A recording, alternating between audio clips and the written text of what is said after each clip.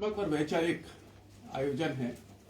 ये एक संदेश छोड़ता है साहित्य जगत में। एक तो ये परंपरा मुझे बहुत अच्छी लगी। मैंने कहीं किसी कार्यक्रम में ये सुझाव दिया था कि हम लोग विमोचन के समय में अपनी अपनी रचनाएं सुनाने के लिए बैठ जाते हैं, बजाय उसके रचनाकार की एक एक रचना हम उसी जैसे पढ़ें। आज मैं उसको यहाँ चरितार्थ होते हुए देख रहा हूँ। हालांकि मेरे सुझाव पर नहीं है, लेकिन वह अपनी भावना को यहाँ क्रियान्वित होते देख रहा हूँ, तो उससे मुझे बहुत प्रसन्नता है। यहाँ दो रचनाकारों की कृति और कृतियों का विमोचन हुआ है। आदरणीय शेषपाल सिंह जी, कहा गया था कि आगरा के परिवेश में शेषपाल सिंह जी का एक विशेष स्थान है, और जो नाम उनका और जो उनका काम है वो देश के दूसरे कोनों में भी गया है। मैं इस बात की पुष्टि करता हूँ और ग्वालियर चंबल संभाग की ओर से करता हूँ। ग्वालियर चंबल संभाग में शेष जी की जो शोहरत है, शायद उतनी शोहरत आगरा में न हो। अरे क्या बात है।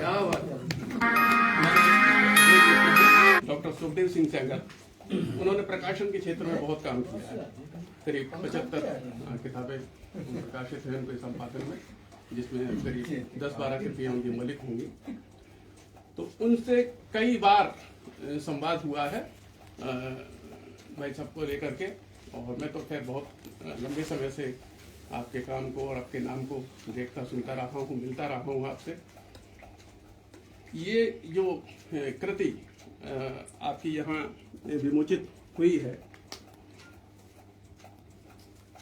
मुक्तमणि माला, इसका जो वैशिष्ट्य है वो ये है कि इसमें संस्कृत से और हिंदी में भावार्थ, काव्यात्मक भावार्थ किया गया है।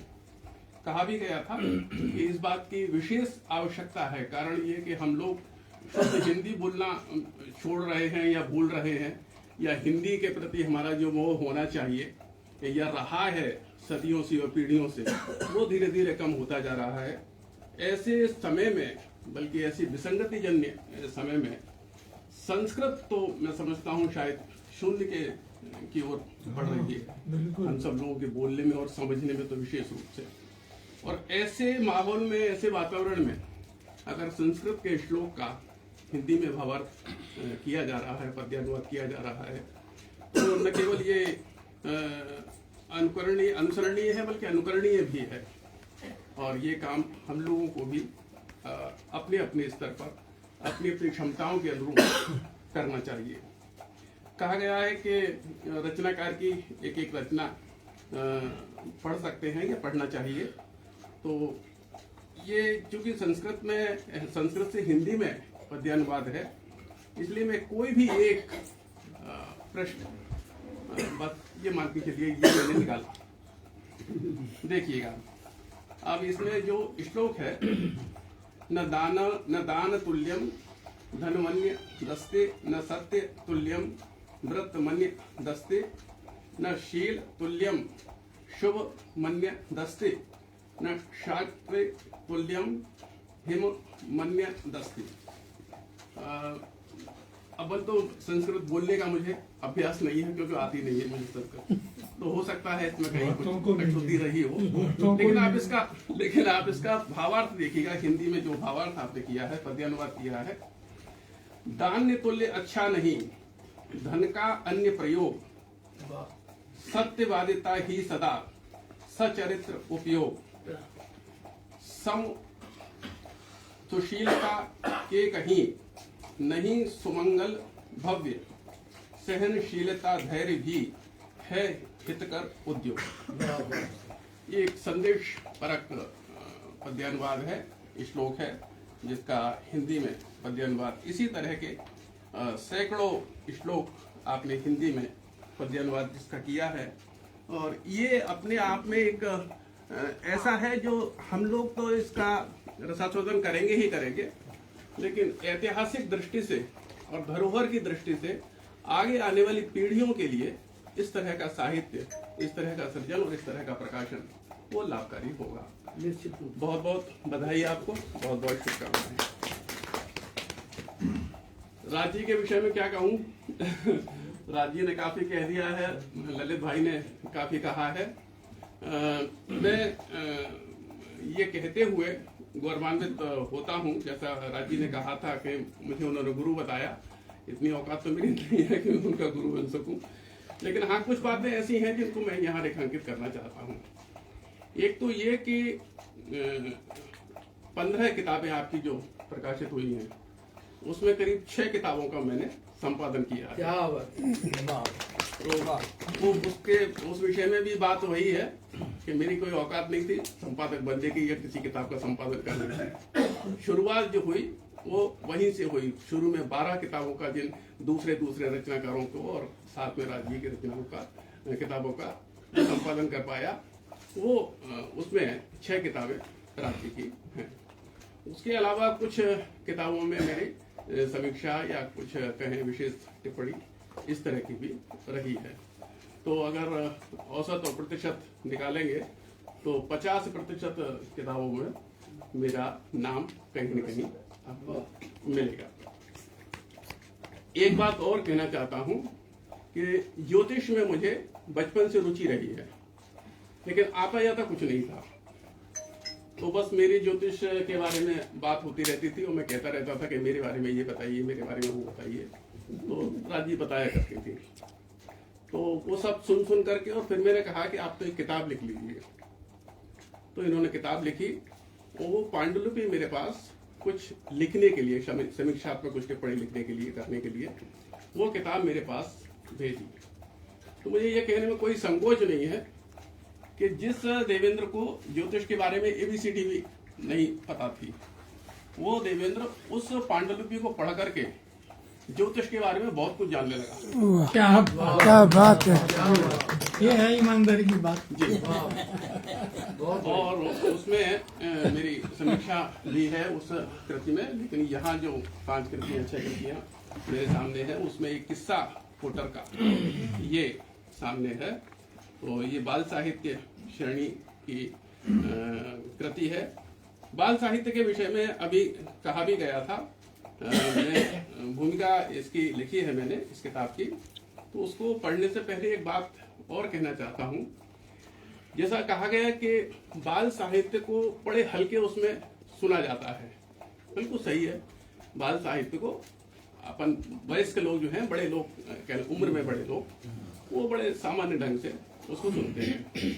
उसमें ये होना चाहिए हम लोगों की ओर से भी कि हम लोग बाल साहित्य को वयस्क रचनाकार, वयस्क श्रोताओं को सुनाने के मोह से हट करके बालकों के बीच में पहुंचे। ठीक बात, अपनी रचनाओं को, बाल रचनाओं को लेकर ऐसा वातावरण बन सकता है। जैसे हम लोग मानसिक गोष्ठी करते हैं, उसी तरह से किसी भी विद्यालय में महीने में ज्यादा नहीं तो कम से कम एक कार्यक्रम तो हो ही सकता है, जहाँ 100, 200, 500 बच्चे हों। उनके बीच में वो संदेशपरक बाल साहित्य अगर सुनाया जाए और रुचि के साथ सुनाया जाए, उनमें रुचि जागृत करके सुनाया जाए, तो वो भी एक बहुत बड़ा और अच्छा काम हो सकता है। बिल्कुल बिल्कुल। इसकी भूमिका तो पता नहीं, वैसे तो हाँ संक्षेप में ही है। मैं अगर समय की बाध्यता न हो तो मैं इसको पढ़ करके बता देता हूँ। अद्भुत और मौलिक है किस्सा कोटर का। साहित्य को अध्ययन और सृजन की दृष्टि से अनेक भागों में विभाजित किया गया है, जैसे काल विभाजन के स्तर पर आदिकाल, रीतिकाल, वीरगाथा काल, आधुनिक काल आदि। इसी प्रकार वाद विशेष की दृष्टि से छायावाद, प्रयोगवाद, हालावाद आदि। इतना ही नहीं, अध्ययन की दृष्टि से भी और विमर्श की दृष्टि से भी साहित्य वर्गवाद और क्षेत्रवाद के नाम से भी जाना जाता रहा है। जैसे हिंदूवादी लेखन या फिर इस्लामी लेखन, पंजाबी साहित्य या फिर बंगाली साहित्य। इसी प्रकार स्त्री और पुरुष के नाम से भी साहित्य का अध्ययन किया गया और सृजन भी किया गया है। इन सभी प्रकार के नामकरण के बीच साहित्य का विमर्श दलित विमर्श और स्त्री विमर्श तक आ पहुंचा है। यहाँ आप 2 बातें देखिए। इन तमाम तरह के नामकरण के बीच बाल साहित्य का अध्ययन भी कम हुआ और सृजन भी कम हुआ। इसी तरह प्राणियों के साहित्यिक अध्ययन और सृजन में मनुष्य की श्रेणियों का पर केंद्रित अध्ययन सृजन तो किया गया, लेकिन पशु पक्षियों पर केंद्रित सृजन बहुत कम हुआ और अध्ययन भी कम हुआ। हालांकि हो सकता है कि बहुत सारे समीक्षकों के पास यह तर्क हो कि अमुक संस्था या अमुक सरकार ने बाल साहित्य को प्राथमिकता दी है अथवा अमुक पत्रिका केवल बाल साहित्य पर आधारित होकर प्रकाशित हो रही है। लेकिन अंतिम रूप से यह सत्य है कि बाल साहित्य की चर्चा, बाल साहित्य का अध्ययन और बाल साहित्य का सृजन जिस पैमाने पर जितनी गुणवत्ता के साथ किया जाना चाहिए था वह नहीं किया गया। इसका एक सबसे बड़ा कारण यह है कि हमने बाल साहित्य के श्रोता और पाठक अधिक पैदा नहीं किए। बाल साहित्य का सृजन करने वाले लोग जानते हैं कि आज भी बाल साहित्यकार को अपने पाठक और श्रोता बड़ों के बीच से ही मिलते हैं, बाल समूह के बीच नहीं। यहाँ यह भी सच है कि बाल रचनाकारों ने अपने साहित्य सृजन को बालक वर्ग पर केंद्रित भले ही किया हो, लेकिन उसकी प्रस्तुति उन्होंने सदैव बड़ों के बीच में ही करना उचित समझा। इस कड़वे सच को स्वीकार करने के साथ साथ अब यह समय आ गया है जब हमें बाल साहित्य का सृजन ही नहीं करना होगा, उसका अध्ययन भी करना होगा और उसकी पहुंच उस समूह, उस वर्ग तक बनानी होगी जिसके लिए बाल साहित्य का सृजन किया जा रहा है। इन बातों के अलावा एक बात और है, वह यह कि बीते दशक में बाल साहित्य के सृजन क्षेत्र में विषय की दृष्टि से जो विविधता आई है वह स्वागत योग्य है। बाल साहित्य के कुछ लेखकों ने अपने सृजन को बच्चों के मनोरंजन का माध्यम बनाकर नहीं रखा है, बल्कि उनके ज्ञान में वृद्धि करने वाला बनाने का सफल प्रयास किया है। ऐसे उत्कृष्ट रचनाकारों की श्रृंखला में एक नाम आगरा उत्तर प्रदेश की महिला रचनाकार श्रीमती राज फौजदार का नाम भी है। श्रीमती राज फौजदार कवियत्री, लेखिका, आध्यात्मिक विचारक, धर्म के प्रति अटूट आस्था रखने वाली गृहिणी है। अब वह आपकी सार्वजनिक पहचान अब तक एक कवित्री, लेखिका या फिर ज्योतिषी विदुषी के रूप में रही है। श्रीमती राज फौजदार की 1 दर्जन से अधिक कृतियां प्रकाशित हो चुकी हैं जो साहित्य की गद्य और पद्य विधाओं पर आधारित हैं। यहाँ तक कि ज्योतिष पर केंद्रित एक कृति भी आपकी प्रकाशित कृति है। मेरा सौभाग्य है कि मैंने श्रीमती राज फौजदार की 4 कृतियों का संपादन किया है। इस दायित्व का निर्वहन करते हुए मैं राज फौजदार की भाषा शैली और उनके लेखन के विषयों को बहुत निकट से देखता रहा हूँ। सब कुछ पढ़ने के बाद मैं इस नतीजे पर पहुंचा हूँ कि श्रीमती राज फौजदार एक संकल्पित महिला हैं। आपका शोध सकारात्मक और रचनात्मक है। आप एक बार जो भी ठान लेती हैं उसे पूरा करके ही दम लेती हैं। क्या बात है। आज श्रीमती राज फौजदार की एक पांडुलिपि किस्सा कोटर का की भूमिका लेखन के लिए मेरे समक्ष है। किस्सा कोटर का कृति में श्रीमती राज फौजदार ने पक्षियों के जीवन की कहानियां और उनके जीवन की उत्पत्ति होने के तरीकों के किस्सों का वर्णन किया है। वह कैसे, कहां, किस प्रकार के घोंसले बनाते हैं तथा अपने इंजीनियरिंग दिमाग का प्रयोग करते हैं, उन किस्सों का वर्णन इसमें देखने को मिलता है। मैंने जितना बाल साहित्य को जाना, समझा या अध्ययन किया है, उसमें ऐसी कृतियां कम ही मिलती हैं जिसमें पक्षियों के जीवन की कहानी या उनके किस्से इतने रोचक ढंग से प्रस्तुत किए गए हों। ऐसा लगता है जैसे इन्होंने आंखों देखा हाल ही प्रस्तुत किया है। वह मनोरंजक के साथ साथ ज्ञानवर्धक भी बन गए हैं। श्रीमती राज फौजदार की कृति किस्सा कोटर का में 15 पक्षियों के जीवन की कहानी और किस्से संग्रहित किए गए हैं। इन 15 पक्षियों में टिटहरी, मोर, गलगहिया, कबूतर, गौरैया, बुलबुल, बया, चिड़िया, बतख, टेलर बर्ड, तोता, कौवा आदि शामिल हैं। इन पक्षियों पर केंद्रित राज फौजदार की कहानियों में जन्म तथा अंडे देने की प्रक्रिया से लेकर उनके जीवन की घटनाओं का वर्णन, विश्लेषण किया गया है। मेरा विश्वास है कि यह कहानी किस्सा कोटर का बच्चों के लिए रोचक भी होगी और उनके ज्ञान में वृद्धि भी करेगी। इतना ही नहीं, पक्षी मनोविज्ञान में रुचि रखने वाले लोगों के लिए भी यह कृति पठनीय और संग्रहणीय होगी। किस्सा कोटर के प्रकाशन पर श्रीमती राज फौजदार को हृदय तल की गहराइयों से बधाई देता हूं। साथ ही उनके लेखन में साथ ही भविष्य में लेखन की धारा को बहते रहने की शुभकामनाएं प्रेषित करता हूं। बहुत धन्यवाद। बहुत बहुत आभार आपका। ये थे डॉक्टर देवेंद्र तोमर जी। बहुत गहराई से किस्सा पोर्टल की व्याख्या तो कर ही रहे थे। राज्य के लेखन को लेखन पर एक दृष्टिपात करते हुए लेखन